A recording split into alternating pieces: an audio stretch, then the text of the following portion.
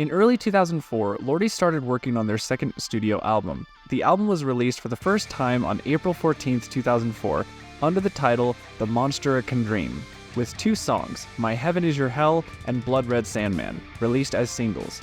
At the time of the album's release, the band's costumes and image were recreated. The special edition also included a DVD of their own short film, The Kin. Despite the success of the film accompanying the album, the film was not received well. The album would go gold 2 years after its release. In February 2005, Lordi released their first compilation album, The Monster Show, through Sanctuary Records. Initially, the label had planned to distribute the album in the US, however these plans were put on hold due to financial constraints. Nevertheless, in the United Kingdom, Sanctuary released a compilation album. Additionally, in Finland, a compilation album was released through Sony BMG.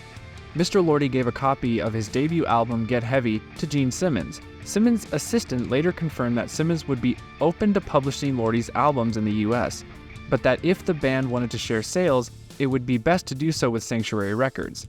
Since Sanctuary did not wish to publish any of the studio albums on their own, they decided to compile them into a compilation album called The Monster Show. The compilation album was released in spring of 2005 during their European Mons tour. At the same time, the atmosphere with the band became more intense and resulted in a disagreement between the band members.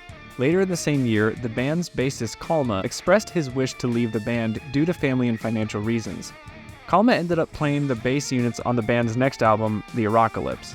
Kalma's departure from the band came shortly before Lordi's participation in the Eurovision Song Contest qualifier. The band got 2 new members, Ox, the bass player, and Awa, the keyboard player. This meant more changes to the costumes.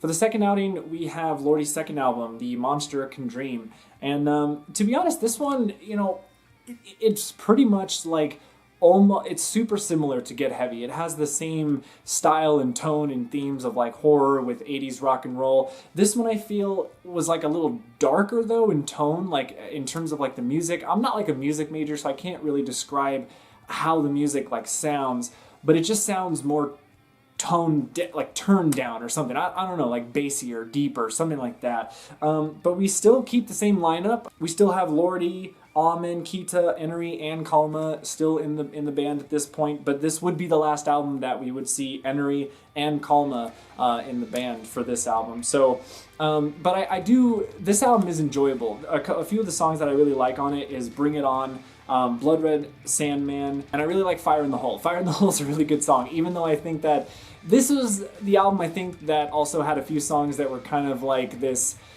You had some like sexual overtones going on here, and this is part of the band that I really don't like, and I'll talk about it later in the other videos. But this was, I think, Fire in the Hole is one of those songs where it has a lot of sexual innuendos with it. But that's that's what that is.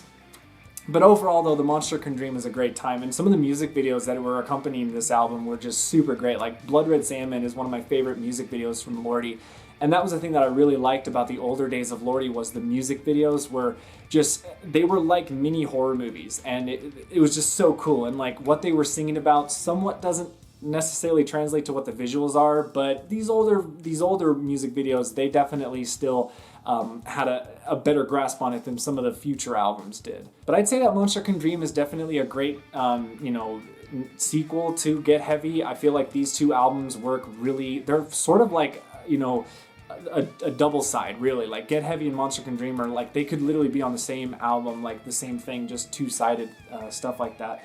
But it's really good, and but I'm really excited because then after Monsterican Dream, we actually get to my all-time favorite album, and we'll get to that after.